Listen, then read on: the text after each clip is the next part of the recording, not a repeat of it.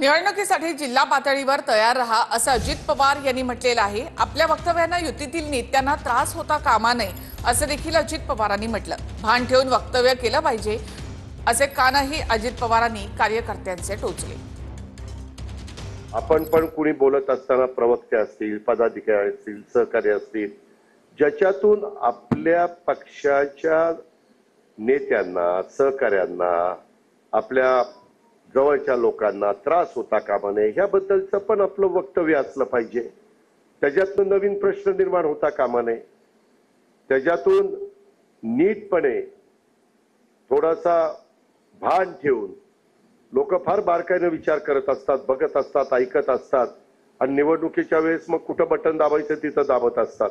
99 ते 2014 आपण आणि काँग्रेस बरोबर होतो, तरी देखील स्थानिक स्वराज्य संस्थांच्या मध्ये कार्यकर्त्यांना संधी मिळण्याकरता आपण तिथल्या जिल्ह्याला मुभा द्यायचो की तुम्ही ठरवा, तुम्ही तिथं काय केलं पाहिजे। तशा प्रकारे राज्य स्तरावर काही ठरलं तरी कदाचित जिल्ह्यावर ते सोपवलं जाईल।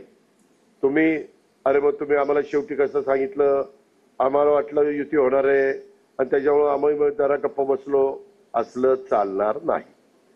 तुम्ही